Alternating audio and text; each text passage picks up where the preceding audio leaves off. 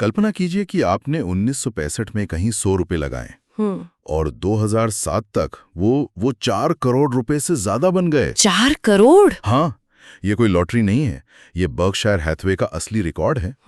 आज हम 2007 के एक बहुत ही कमाल के दस्तावेज को देखने वाले हैं, वॉरेन बफेट का अपने शेयरधारकों के नाम लिखा गया पत्र। और ये कोई आम सालाना रिपोर्ट नहीं है ना? ये पत्र 2008 के बड़े वित्तीय संकट से ठीक पहले लिखा गया था। बिल्कुल। जब दुनिया एक चट्टान से बस गिरने ही वाली थी। और ज्यादातर लोगों को इसका अंदाजा भी नहीं था। तो आज हमारी कोशिश यही रहेगी कि इस दस्तावेज से निवेश और व्यापार के बारे में वो जरूरी बातें निकालें जो आज भी काम की हैं। बिल्कुल। तो चलिए शुरू करते हैं। हाँ। पत्र की शुरुआत ही एक बहुत साफ और दमदार आइडिया से होती है कि हर बिजनेस एक जैसा नहीं होता। बफेट बिजनेस को तीन हिस्सों में बांटते हैं, शानदार, अच्छे और भयानक। हाँ, और शानदार बिजनेस की उनकी जो परिभाषा है वो बहुत दिलचस्प है। वो कहते हैं कि एक शानदार बिजनेस के चारों ओर एक स्थायी खाई होती है। खाई मतलब मोट? हाँ, इंड्योरिंग मोट। ये खाई आपके महल यानी आपके बिजनेस को प्रतियोगियों से बचाती है। ये कुछ भी हो सकती है, जैसे जायको की सबसे कम लागत पर काम करने की क्षमता, या फिर कोका कोला जैसा एक जबरदस्त ग्लोबल ब्रांड। बिल्कुल। इसका सबसे बढ़िया उदाहरण जो पत्र में दिया गया है वो है सीज कैंडीज का। हाँ।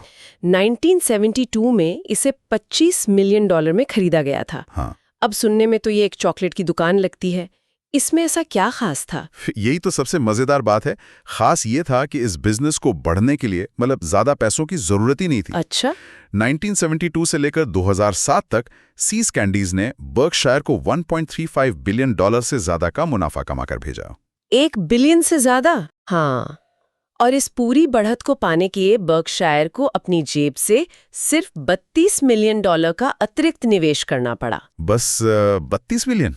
ये तो एक तरह की कैश मशीन थी। बिल्कुल। पत्र में मजाक में लिखा भी है कि जैसे आदम और हवा ने एक ऐसी गतिविधि शुरू की जिससे अरबों इंसान पैदा हुए, हाँ। वैसे ही सीज ने बर्कशायर के लिए नकदी की कई नई धाराएं पैदा की। वाह, मुनाफा आता रहा लेकिन उसे वापस बिजनेस में ज्यादा लगाना ही नहीं पड़ा। ठीक है, तो ये शानदार हुआ। लेकिन फिर फ्लाइट सेफ्टी जैसे बिजनेस को अच्छा क्यों कहा गया, शानदार नहीं? आखिरकार वो भी तो अच्छा मुनाफा कमा रहा था। ये एक बेहतरीन सवाल है और यहीं पर सारा फर्क छिपा है। फ्लाइट सेफ्टी पायलट्स को ट्रेनिंग देने का काम करती है और अपने क्षेत्र में बेस्ट है। हाँ। जब इसे 1996 में खरीदा गया तो इसका प्री टैक्स मुनाफा $111 मिलियन था। ठीक है। 2007 तक ये बढ़कर $270 मिलियन हो गया, जो कि बहुत अच्छा है। बहुत अच्छा है। लेकिन इस बढ़त को हासिल करने के लिए कंपनी को $509 मिलियन का भारी भरकम अतिरिक्त निवेश करना पड़ा। नए सिम्युलेटर खरीदने और सेंटर बनाने में। तो रिटर्न तो मिला, लेकिन उसके लिए लगातार पैसा लगाना पड़ा। समझ गया। तो ये एक अच्छी ट्रेड मिल है। हाँ, जबकि सीज कैंडीज एक जादुई खजाना है। एक जादुई खजाना। और फिर आते हैं भयानक बिजनेस, जैसे एयरलाइन इंडस्ट्री।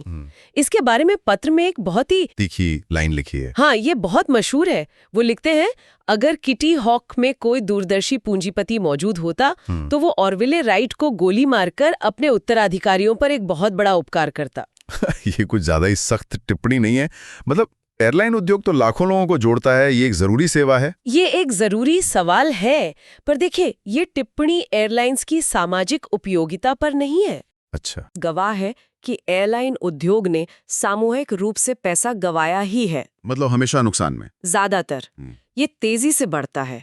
इसे चलाने के लिए अरबों डॉलर के हवाई जहाज खरीदने पड़ते हैं और आखिर में गलाकाट प्रतिस्पर्धा की वजह से मुनाफा लगभग शून्य होता है। तो एक निवेशक के लिए ये एक ऐसा गड्ढा है जिसमें आप कितना भी पैसा डालें वो भरता ही नहीं। सही बात है। सफलताओं और सिद्धांतों के बारे में बात करना तो आसान है, लेकिन जो बात मुझे इस पत्र में सबसे अच्छी लगी वो है अपनी गलतियों को स्वीकार करने की हिम्मत। बिल्कुल। ऐसा लगता है कि वो खुद को इन नियमों से ऊपर नहीं मानते। बिल्कुल। और पहली गलती तो वो सीज कैंडीज को खरीदते खरीदते ही करने वाले थे। अच्छा, क्या हुआ था? विक्रेता $30 मिलियन मांग रहा था और बफे वो $25 मिलियन से एक पैसा भी ऊपर देने को तैयार नहीं थे। अरे! वो लगभग सौदे से पीछे हट गए थे।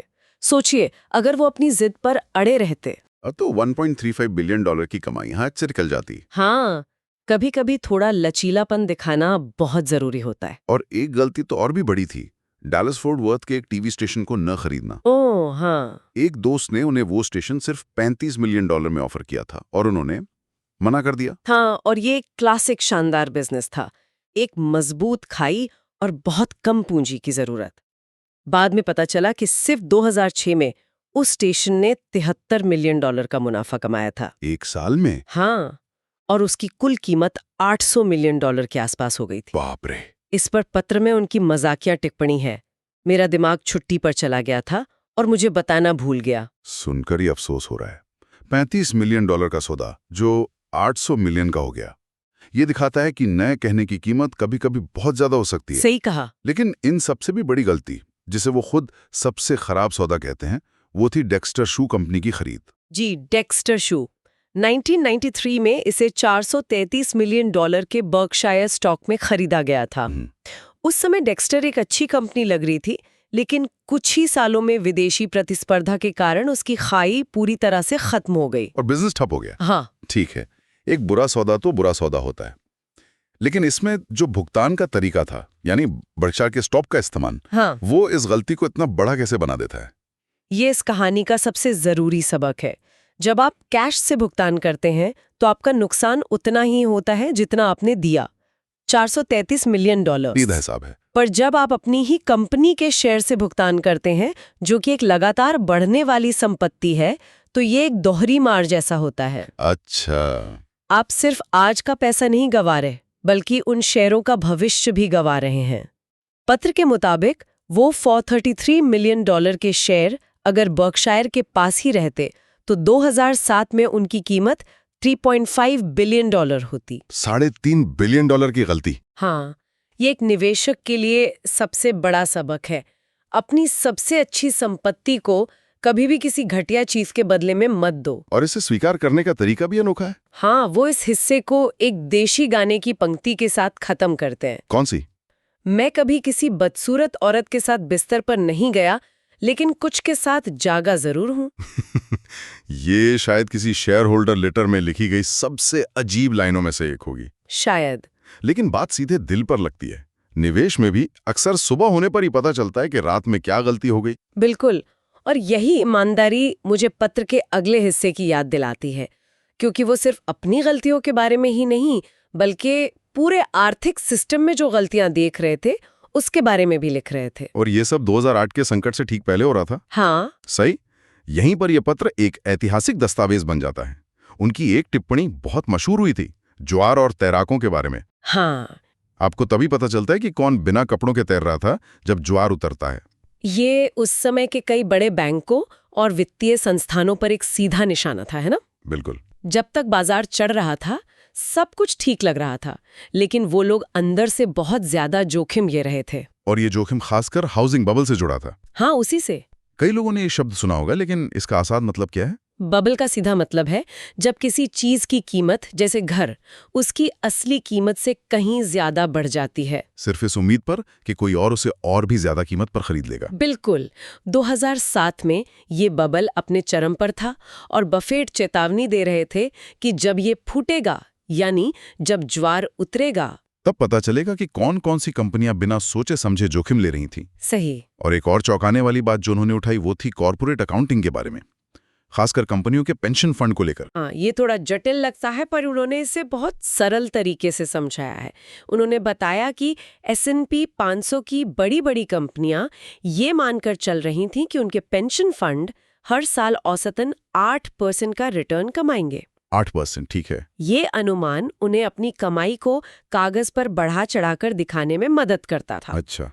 बफेट ने तर्क दिया कि ये 8% का लक्ष्य लगभग असंभव है। और इसे साबित करने के लिए उन्होंने जो गणित का उदाहरण दिया वो तो दिमाग हिला देने वाला है, 20 लाख वाला आंकड़ा। बिल्कुल, और यही उनका पॉइंट था। उन्होंने कहा, चलिए इतिहास देखते हैं। पिछली सदी 1900 से 1999 तक, जिसे अमेरिकी अर्थव्यवस्था के लिए एक असाधारण सदी माना जाता है, उसमें डाउ जोन्स इंडेक्स ने सालाना 5.3% का रिटर्न दिया था। सिर्फ 5.3%? हाँ। अब अगर कंपनियां कह रही हैं कि उनके पेंशन फंड 8% कमाएंगे, तो इसका मतलब है कि वो बाजार से कहीं ज्यादा बेहतर प्रदर्शन की उम्मीद कर रही हैं। वो भी लगातार 100 सालों तक। तो उन्होंने इसका भविष्य का अनुमान लगाकर दिखाया। हाँ, उन्होंने कहा कि अगर 20वीं सदी की 5.3% की दर को ही 21वीं सदी में बनाए रखना हो तो डाउ जोन्स को, जो उस समय 13,000 पे था, उसे साल 2099 के अंत तक मतलब लगभग 20 लाख पर बंद होना होगा। 2 मिलियन। हाँ, 20 लाख। ये आंकड़ा ही इतना विश्वसनीय है कि ये सुनने वाले को सोचने पर मजबूर कर देता है। तो 8% का अनुमान तो गणित के हिसाब से लगभग नामुमकिन था। हाँ, वो बस अपनी कमाई की रिपोर्ट को बेहतर दिखाने के लिए ये अवास्तविक अनुमान लगा रहे थे। यह पारंपरिक वित्तीय ज्ञान पर एक जबरदस्त हमला था। इसी तरह की चिंता उन्होंने अमेरिकी डॉलर और व्यापार घाटे को लेकर भी जताई थी। जी, उन्होंने लिखा कि अमेरिका हर दिन लगभग 2 बिलियन डॉलर की उधार की पर्चियां और अपनी संपत्ति दुनिया के बाकी हिस्सों को भेज रहा है, ताकि वो अपना उपभोग जारी रख सके। बिल्कुल, और ये लंबे समय तक नहीं चल सकता। तो इस चिंताओं के जवाब में उन्होंने सिर्फ लिखा ही नहीं, बल्कि कोई कदम भी उठाया। इतिहास में कई बार अपनी कीमत खो चुकी थी, लेकिन बफेट का तर्क था कि अमेरिका की नीतियों के कारण डॉलर कमजोर होगा और ब्राजील जैसे संसाधन संपन्न देश की मुद्रा मजबूत होगी। और उस समय ऐसा हो भी रहा था। हाँ, ये फिर से दिखाता है कि वो भीड़ से अलग कैसे सोचते थे। तो जब हम इन सभी टुकड़ों को एक साथ रखते हैं, खाई वाले बिजनेस पर ध्यान, गलतियों के बारे में क्रूर ईमानदारी और स्थापित व्यवस्था के प्रति गहरा संदेश, तो एक बहुत ही स्पष्ट सोच उभर कर सामने आती है। बिल्कुल। 3 मुख्य बातें हैं। पहला, ऐसे महान व्यवसाय खोजो जिन्हें बढ़ने के लिए ज्यादा पूंजी की जरूरत ना हो, सीज कैंडीज की तरह। हाँ। दूसरा, अपनी गलतियों को मानो, उनसे सीखो और उन्हें दुनिया के सामने स्वीकार करने से डरो मत, डेक्स्टर शू की तरह। सही। और तीसरा, प्रचलित धारणाओं पर हमेशा सवाल उठाओ, चाहे वो एक्सपर्ट्स ही क्यों न कह रहे हों। और शायद सबसे महत्वपूर्ण चेतावनी भी इसी पत्र में है, जो अक्सर लोग नजरअंदाज कर देते हैं। सही कहा। पत्र में साफ लिखा है, बर्कशायर के पिछले रिकॉर्ड को दोहराया नहीं जा सकता, यहां तक कि उसके करीब भी नहीं पहुंचा जा सकता। ये एक निवेशक की ओर से आश्चर्यजनक रूप से विनम्र और यथार्थवादी बयान है। हाँ, ये हमें याद दिलाता है कि सफलता के सिद्धांतों को तो समझा जा सकता है, लेकिन हर बार उन्हीं परिणामों की नकल करना असंभव है, खासकर जब आपका आधार इतना बड़ा हो चुका हो। बिल्कुल। जो मुझे इस पत्र के अंतिम और सबसे बड़े सवाल पर लाता है, उत्तराधिकार। वो पत्र में अपने बाद सीईओ और मुख्य निवेश अधिकारी के लिए योजनाओं का जिक्र करते हैं। ये एक सवाल छोड़ जाता है कि जब कोई संगठन किसी एक व्यक्ति की सोच और प्रतिभा पर इतना ज्यादा निर्भर हो, तो क्या उस मूल दर्शन और सफलता को क्या उसे सच में अगली पीढ़ी तक पहुंचाया जा सकता है? ये तो अरबों डॉलर का सवाल है ना? हाँ। क्या एक संस्कृति सच में अपने निर्माता से ज्यादा जी सकते हैं, या हर महान साम्राज्य अपने संस्थापक के जाने के बाद अनिवार्य रूप से बदल जाता है?